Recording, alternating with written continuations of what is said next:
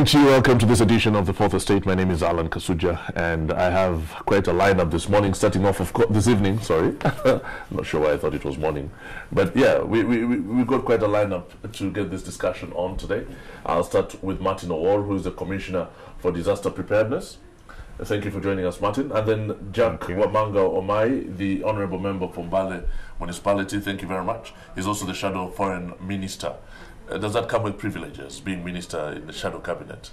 Well, small privileges. Like what? Well, I get an extra allowance as a shadow minister, yes. Ah. Yes. So that's why there's a jostling for those positions? No. By the people that Honorable Mafabi fired? No. I actually never campaigned for this post. Right. But looking at my background, yeah, I was appointed as a shadow minister. Because you are a career diplomat yes, as well, yes, right? That's right, yes. Okay, we've also got Chris Obore, who has told us that he's got political ambitions, hence the jacket. No, don't spread that lie. My ambition is to shake these people like the commissioners, yeah, so that they can perform for the good of the ordinary man. So what is with the jacket then? Why did you pick that one up from? Just because I came in my white shirt, and your cameras can't capture white shirts. Hey, okay. It is actually NTV jacket, and I'm going to go with it home. Hey, okay. That's Chris for you. And then of course we've got Angelo, journalist Angelo Izama, and a distinguished member of the Fourth Estate. Let's talk about Bududa. Bududa, I don't know what to make of it, but let's get first-hand information from your Commissioner on what the state of affairs is in Bududa at the moment. Well, what happened is that on Monday, a major disaster landslide occurred, and we lost 18 people, and we have them still buried as of now. As of today, we have equipment in place, army, police, and the community working together to retrieve the bodies. So you say 18 people are dead. How many remain unaccounted for, if you have those figures? We don't have anybody unaccounted for. We sat with the local councils, LOC1s of the area. We listed everybody.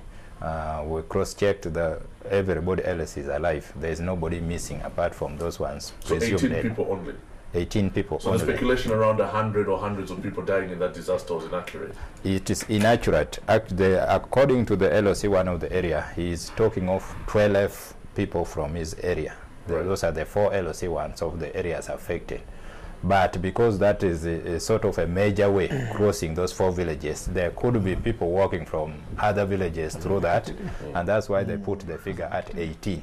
Okay, so when you think about it, Jack, you being a member of the opposition, I'm sure you like to scream at the government at every opportunity. When you think about the handling of this latest disaster, vis-a-vis the one that we had in 2010, has there been an improvement in the way things have been managed? Thank you very much, Alan. First of all, let me convey my sincere condolences on behalf of the people of Mbale to those ones who lost their dear ones, and may their souls rest in eternal peace. Alan, we have had a number of landslides in Bududa, starting from 1933, 1984, 1970, 1977, we have had landslides in Bududa.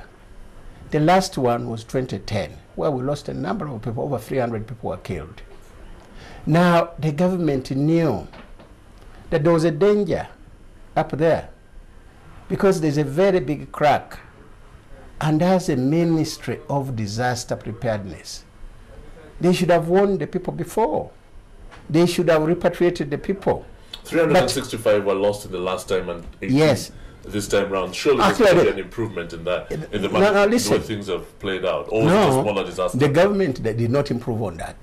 2010 there were 365. Now they say 18. There could be more because that was a market day. And you know, when there's a market day, people come from different areas. Are you just politicizing this? No, I'm not. The guys on the ground are saying, the LC is saying, that he has accounted for most of the people there. He's not sure. I had only 18 of them. Alan, I heard him talk yesterday. I was actually watching NTV News. He said he cannot be sure because it's a market day. When it's a market day, people come from different areas. This is not politics. I'm not criticizing it. I'm talking of reality. There could be more than 18 people. But let's say 18. 18 have died. Why? The government knew about it, that there was a crack. They never warned the people. They waited until the landslides have killed the people, they have buried the people, then they came up. Now, the Ministry of Disaster Preparedness is to be prepared for any disasters. When there's a disaster, they should rush there immediately. Just a minute. Yeah. They wait until something has happened. Then they come on the ground. Can you imagine that even called off the searching of the bodies? Now, the commission talked about... Are you saying that if you're in government, you'd actually be able to put up a ministry in charge of disaster preparedness that is prepared for any eventuality? Of course, when it's disaster, you should prepare for any... Just a moment. Yeah. You should prepare for any eventualities. Disasters. Angela, is it being honest with us, do you think? Do we have the capacity as a country to create a ministry, being fair to the current Ministry of Disaster Preparedness? Do we have the capacity to create a ministry that will respond to all these disasters that we see in the country? Well, first of all, the ministry is wrongly named. They are never prepared Exactly. for disasters. I don't know why we call them disaster preparedness. Maybe disaster readiness, but I can't find a fitting, and words are my business. But, you know, the generally underwhelming performance of that ministry, where it is located, is very worrisome. I do not know whether the opposition will do better. We'll never know, since they are not in power yet. But I can tell you that my first reaction to the second disaster in just so many months was, what would be the cost of rehabilitating that mountainside? Yes. That's an interesting question. It's a measure I have worked out by asking a few people. I think their figures range from 330 or so million to 5 billion, you know. But essentially, I was speaking to... Dollars? No. 5 billion shillings. Really? Yes. Because when you say rehabilitation, what are you looking at? They actually need to evacuate the area, render it totally uninhabited, and then allow for a bit of scaffolding on the mountainside, and then for the mountain to regenerate. But that should have been the approach, you know, taken when the last disaster happened, yes. Which is, you know, what are we dealing with here in the long term? This wasn't done.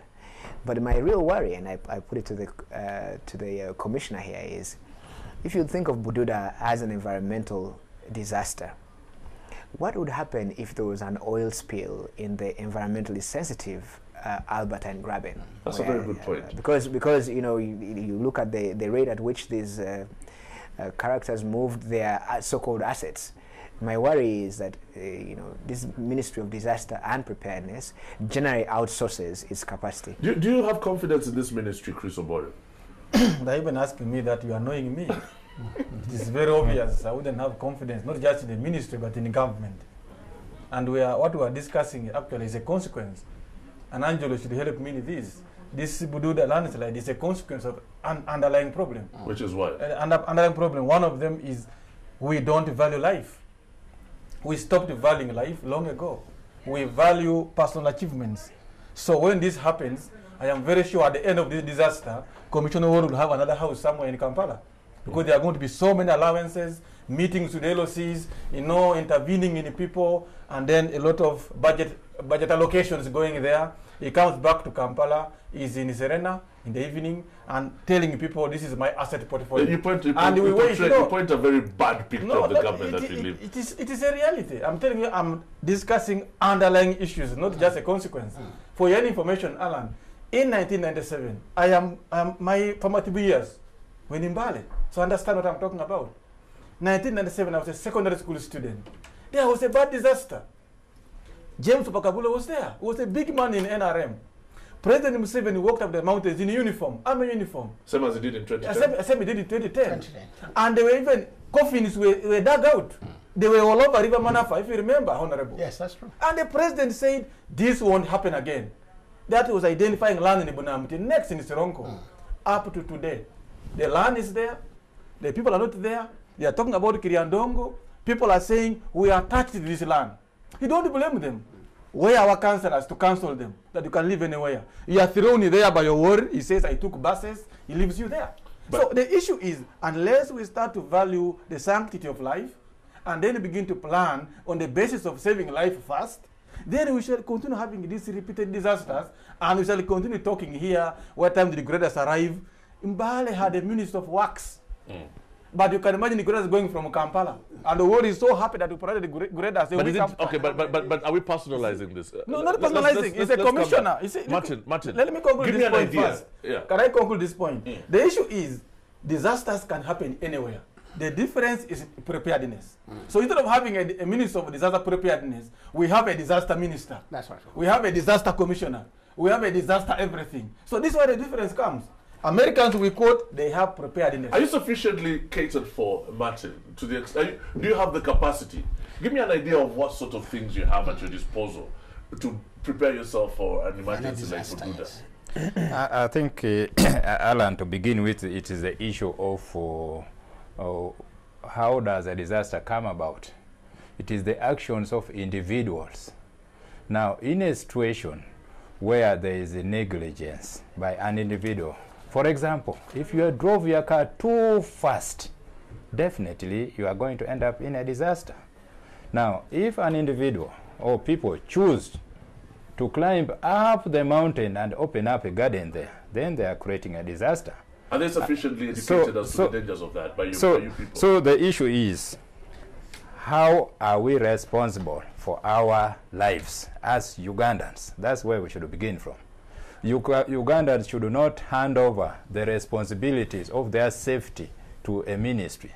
We are 34 million people. Not at all. Why are you a commissioner? Jack, for goodness sake. Why is the minister How is Martin supposed to control a man who has decided to go Jack has seen a deep trench there and goes and falls inside and says, why didn't Owori stop me from falling? If you have been warned, if you're aware of this logic doesn't Alan, it's not logical at all. Because why was the minister created in the first instance?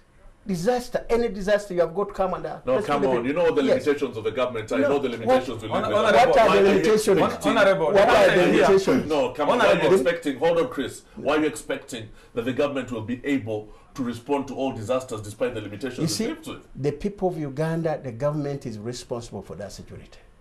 They must offer security to everybody in Uganda.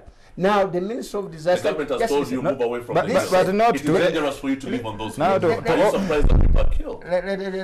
This is not true. We told the government they knew that there was a crack there. They never went to sensitize the people. They never told the people to move out of that area. They waited until trouble has happened, then they rushed there. How long has it taken them to dig? They left this job to the people who are using hose. And he talked about equipment. The minister should have had all this equipment ready to evacuate, to go and assist, but it's not there. Now we're talking about the ministry. We're talking about the people not living in the hills in the first place. But let's ask ourselves why this happened. Yes. And from what I understand, first of all, the mountain area is conserved on both sides of the border. On the Kenyan side, it's a national park. On the Ugandan side, it's a forest reserve. It's a no-go area on the Kenyan side. On the Ugandan side, in the 60s, in the 70s, and in the course of this government's time, for political reasons, they have continued to expand the area for people to settle and to cultivate.